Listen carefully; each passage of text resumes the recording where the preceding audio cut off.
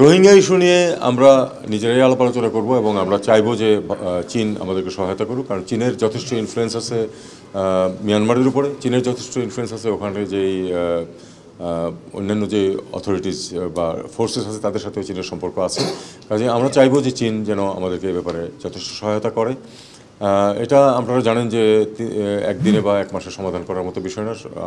রোহিঙ্গা সমস্যা দীর্ঘমেয়াদে আছে এবং আরও অনেক দিন লাগবে, বিশেষ করে এখন যে নিরাপত্তা পরিস্থিতি বিরাজ করছে যেটা মিয়ানমারে, তাতে করে মিয়ানমারে খানিকটা স্টেবিলিটি যদি না ফিরে তাহলে কিন্তু এখান থেকে রিপেট্রিয়েশন প্রসেস শুরুই করা যাবে না। এটা আমাদেরকে মেনে নিতে হবে, কারণ একটা সংঘাতময় পরিবেশে তারা যেতে আগ্রহী হবে না এবং তাদেরকে তো আপনি জোর করে পাঠাতে পারবেন না। তাদেরকে পরিবেশটা এমন সৃষ্টি করতে হবে যেন তারা সেখানে ফিরে যায়। আমরা সেই পরিবেশ সৃষ্টিতে চীনের সহায়তা চাবো। সেটার অনেক বিভিন্ন দিক আছে, সেই ডিটেলসে আমি গেলাম না, কিন্তু আমরা চাইবো যে একটা রাখাইনে একটা স্থিতিশীল পরিস্থিতির সৃষ্টি হোক, যেখানে নিরাপত্তার পরিবেশ সৃষ্টি হোক, যেখানে আমাদের এখানে যারা আশ্রয় নিয়েছেন তারা সবাই নিশ্চিন্তে ফেরত যেতে পারে। অন্যান্য নিরাপত্তা নিয়ে ইস্যু যেগুলি, সেগুলি চীনারা কী কী ইস্যু তুলবেন সেটা তো আমি জানি না এখনও। এটা অনেক কিছুই আমাদের আপনাদেরকে জানাতে হবে আমি ফিরে আসার পরে। পৌঁছতে 21 তারিখ হয়ে যাবে এবং তারপরে বস্তুত 21, 22, 23 3 দিনের সফর, 24 তারিখে ফিরে আসতেছি। বেজিংয়ে চীনের পররাষ্ট্রমন্ত্রীর সাথে আমার অফিসিয়াল কথাবার্তা হবে। তারপরে ওখানে একটি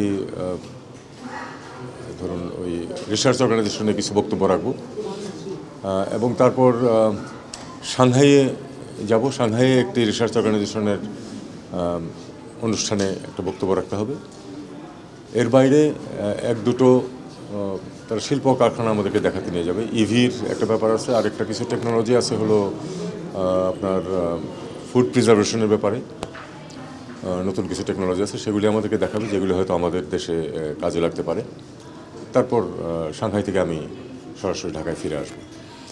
আলাপ আলোচনার মধ্যে প্রধানত ধরুন অর্থনৈতিক বিষয়াবলী আসবে। কয়েকটি বিষয় তার মধ্যে গুরুত্বপূর্ণ। একটা হচ্ছে যে আপনারা জানেন যে ব্যবসা বাণিজ্য, চায়না আমাদের সবচেয়ে বড় ব্যবসায়িক পার্টনারদের, ধরুন অফিসিয়ালি সবচেয়ে বড় ব্যবসায়িক পার্টনার, ক্ষেত্র বিশেষে অবশ্য ভারতকেও সবচেয়ে বড় বলা হয়, কারণ আনঅফিসিয়াল বিজনেস আছে প্রচুর। যাই হোক, বিপুল পরিমাণের ব্যবসা আছে আমাদের চীনের সাথে, প্রধানত আমদানি। তবে সেই আমদানিগুলো আবার আমাদের জন্য প্রয়োজনীয় এই জন্য যে আমাদের অনেক রফতানি সেগুলোর উপর নির্ভরশীল।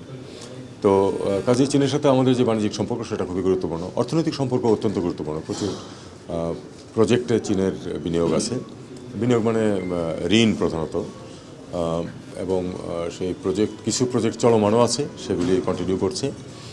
আর আমাদের আরও কিছু বিষয়াদি আছে, যেমন ঋণের শর্তাবলী নিয়ে আমরা কিছু কথাবার্তা বলবো। ঋণের সুদ কমানো বা ফেরত দেওয়ার সময় বাড়ানো ইত্যাদি বিষয়ে আমরা কথা বলবো।